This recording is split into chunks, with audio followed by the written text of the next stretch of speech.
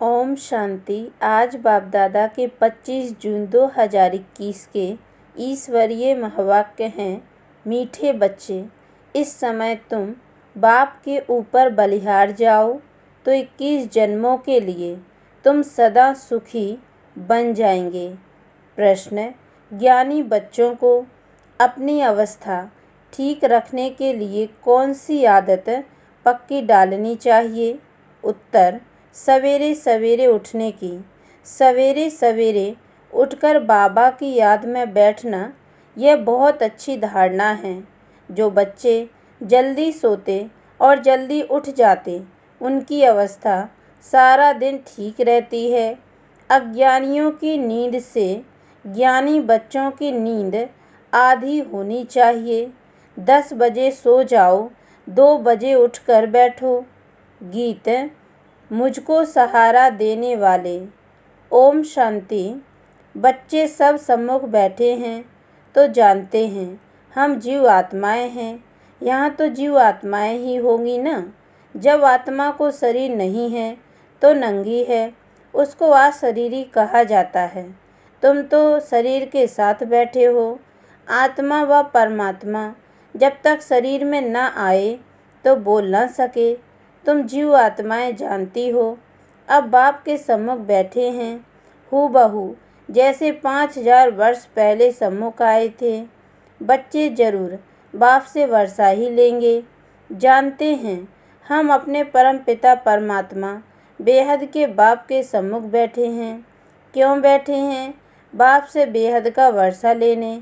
जैसे स्कूल में समझते हैं हम टीचर द्वारा इंजीनियरिंग बैरिस्टरी सीखते हैं, यह एम ऑब्जेक्ट रहती है। तुम बच्चे समझते हो परम पिता परमात्मा हमको ब्रह्मा के तन से बैठ राजयोग सिखलाते हैं। भगवान वाच यह तो बच्चों को समझाया है कि भगवान निराकार को कहा जाता है। जीव आत्माएं पुनर्जन्म जरूर लेती हैं। कोई भी सन्यासी से तुम पूछो मनुष्य पुनर्जन्म लेते हैं तो ऐसे नहीं कहेंगे कि नहीं लेते हैं, नहीं तो 84 लाख जन्म कैसे कहते। पूछो तुम पुनर्जन्म को मानते हो? यह तो बरोबर है। आत्मा संस्कार अनुसार एक शरीर छोड़ फिर दूसरा लेती है। ऐसे कोई मनुष्य 84 जन्म लेते हैं। 84 लाख जन्म की तो बात ही नहीं। पहला जन्म जरूर बहुत अच्छा सतो प्रधान होगा, लास्ट छी तमो प्रधान होगा। 16 कला से फिर 14 कला, 12 कला होती जाएंगी। पुनर्जन्म जरूर लेते हैं। पूछना चाहिए, अच्छा परम पिता परमात्मा पुनर्जन्म लेते हैं व पुनर्जन्म रहित हैं? देखो यह पॉइंट बहुत सूक्ष्म है। अगर कहेंगे जन्म मरण रहित है तो फिर शिव जयंती सिद्ध नहीं होती। कहेंगे शिव जयंती तो मनाई जाती है, समझाया जाता है। हाँ शिव जयंती है, परंतु जन्म के साथ फिर मरना जिसे कहा जाता है वह नहीं है। अगर मरे तो फिर पुनर्जन्म ले। बाप कभी पुनर्जन्म नहीं लेते। वह इस तन में एक ही बार आते हैं, बस फिर पुनर्जन्म में नहीं आते। परम पिता परमात्मा पुनर्जन्म रहित हैं। वह कभी सतो प्रधान से तमो प्रधान नहीं बनते हैं। आत्माएं तो सब जन्म मरण में आते आते पतित बन जाती हैं, फिर बाप आते हैं पावन बनाने। इससे सिद्ध होता है आत्मा ही पतित होती है। आत्मा घर से पावन आती है, फिर माया पतित बना देती है। बाप तो कभी पतित नहीं बनाएंगे। बाप कभी भी बच्चों को गंदी मत नहीं दे सकते। इस समय के मनुष्य पतित मत ही देते हैं। अब पावन बाप कहते हैं कि पतित नहीं बनो, अर्थात विकार में नहीं जाओ। रावण की मत से दुख धाम बन गया, पहले सुख धाम था। ऐसे नहीं, बाप ही सुख दुख देते हैं। नहीं, बाप कभी बच्चों को दुख की मत दे नहीं सकते। माया ही दुख देती है। उस माया पर जीत पाने से तुम जगत जीत बनते हो। मनुष्य माया का अर्थ नहीं समझते, वह धन को माया कह देते हैं। कहते हैं ना, इनको माया का नशा बहुत है, परंतु माया का नशा होता नहीं। वहाँ रावण का बुत बनाकर जलाते नहीं, बुत तो दुश्मन का बनाया जाता है। रावण राज्य शुरू होता है आधा कल्प से, देह अहंकार आने से, फिर और विकार आ जाते हैं। शास्त्रों में लिखा हुआ है, देवताएं वाम मार्ग में अर्थात विकारों में जाते हैं। माया के वश होने से परवश बन जाते हैं, परमत पर चलते रहते हैं। अभी तुम चलते हो श्रीमत पर। परमत माना माया की मत, श्री अर्थात श्रेष्ठ मत है बाप की, वह है रावण की मत। परमत इसलिए बाप ने कहा है, आसुरी संप्रदाय सब रावण की जंजीर में बंधे हुए दुखी हैं। मनुष्यों ने सतयुग की आयु लाखों वर्ष समझ ली है। तुम तो हिसाब बताते हो 5000 वर्ष कैसे हैं। कृष्ण को 2000 वर्ष हुआ, बुद्ध को 2250 वर्ष हुआ, फिर इस्लामी को 2500 वर्ष हुआ, सबको मिलाकर आधा कल्प हुआ। उनके पहले तो देवताओं का राज्य था, फिर देवताओं को लाखों वर्ष कैसे कह सकते हैं। इतने मनुष्य होते फिर तो मनुष्य बहुत हो जाते, इतने तो हैं नहीं। 5000 वर्ष में ही करोड़ों मनुष्य हो जाते। कहते भी हैं कृष्ण के 3000 वर्ष पहले भारत में आदि सनातन देवी देवता धर्म था। 5000 वर्ष पूरे हो जाते हैं, नाटक पूरा होता है ना। इन बातों को कोई जानते नहीं। मैं जो हूँ, जैसा हूँ, यह चक्र फिरता है, कोई जान न सके। बाप ही समझाते हैं। यह है गीता एपिसोड। बाप ने आकर सहज राजयोग सिखाया था। बाबा बुढ़ियों को भी समझाते हैं कि यह बहुत सहज बात है, सिर्फ बाप और बरसे को याद करना है। बच्चा पैदा हुआ, गोया वारिस पैदा हुआ। तुम समझते हो हम बाबा के वारिस हैं। 5000 वर्ष बाद फिर से मिलने आए हैं। यह बड़ी गुप्त बातें हैं। बाबा पूछते हैं, आगे कभी मिले हो? कहते हैं, हाँ बाबा। आत्मा इस मुख द्वारा कहती है, हम 5000 वर्ष पहले आपसे मिले थे। आप इस तन द्वारा शिक्षा देने आए थे। जो पक्के पक्के बच्चे हैं समझते हैं, हम बाबा से बेहद का वर्षा लेने बैठे हैं।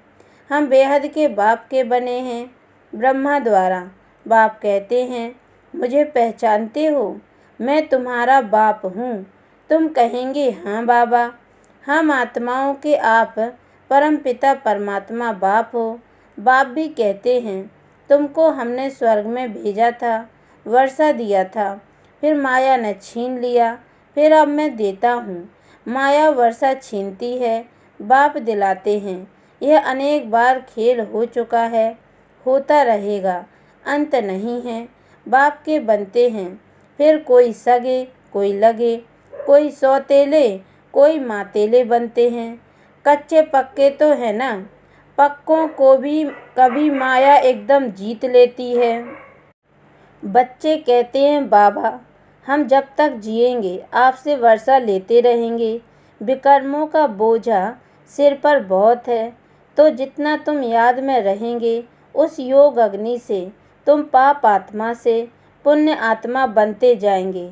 आग चीज को पवित्र करती है, तुम्हारी है योग अग्नि। यह बेहद का यज्ञ है। बेहद के सेठ ने बेहद का यज्ञ रचा है। इतने वर्ष कोई भी यज्ञ चलता नहीं है। 7-8 रोज व 1 मास के लिए यज्ञ रचते हैं। तुम्हारा यह यज्ञ तो कितने वर्षों से चल रहा है। बाप तो सुनाते रहते हैं, कहते हैं भूल मत जाना, सिर्फ मुझे याद करो तो तुम्हारे जन्म जन्मांतर के विकर्मों का बोझा कटता जाएगा।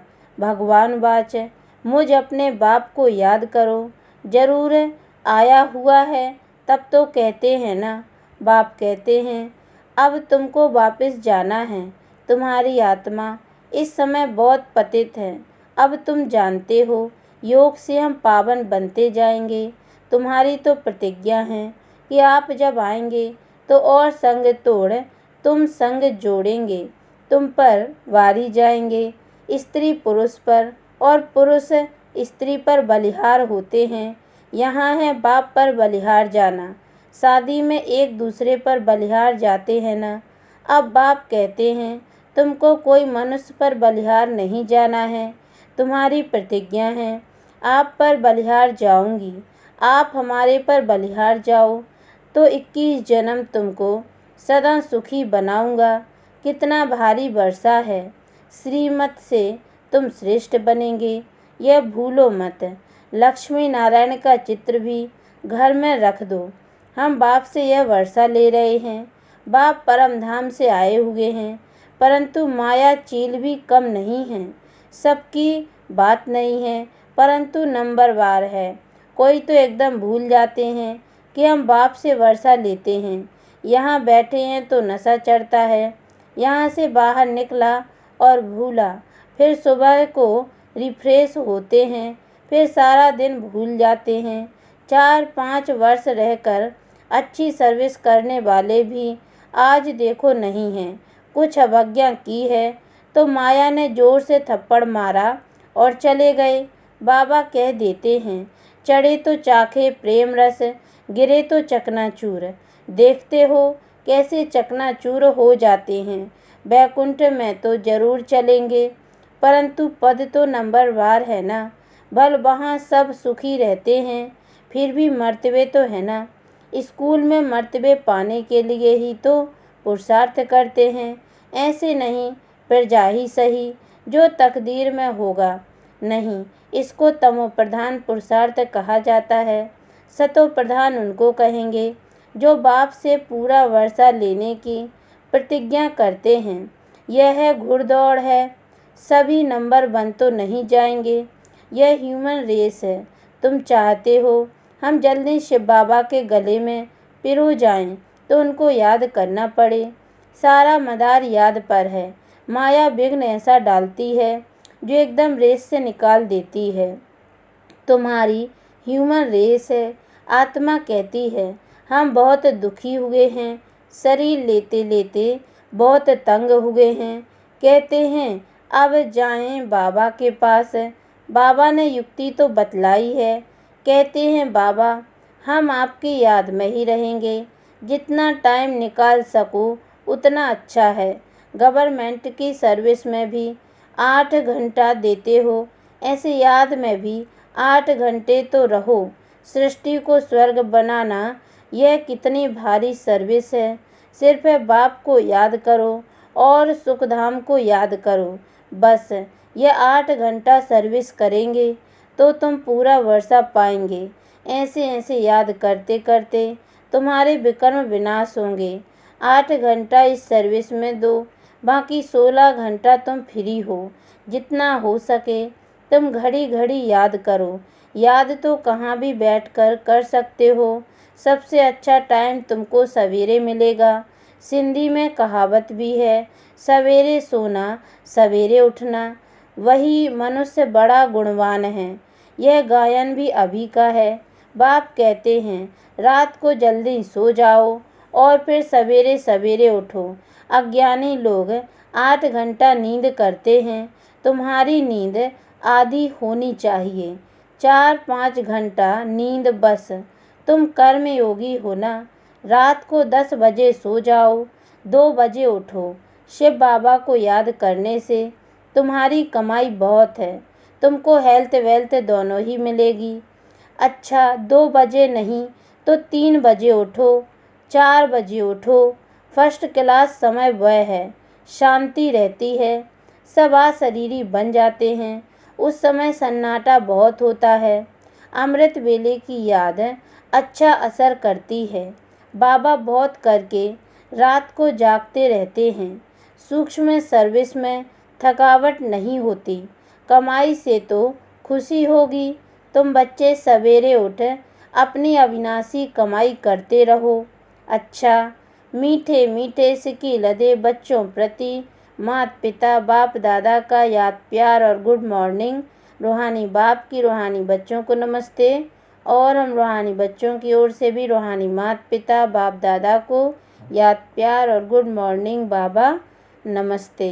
धारणा के लिए मुख्य सार है पहली पॉइंट है 21 जन्म सदा सुखी बनने के लिए एक बाप पर पूरा पूरा बलिहार जाना है, श्रीमत से श्रेष्ठ बनना है, मनमत व परमत को त्याग देना है, कोई अवज्ञा नहीं करनी है। दूसरी पॉइंट, सवेरे सवेरे उठकर याद में बैठ कमाई करनी है, सृष्टि को स्वर्ग बनाने की सर्विस कम से कम 8 घंटा जरूर करनी है।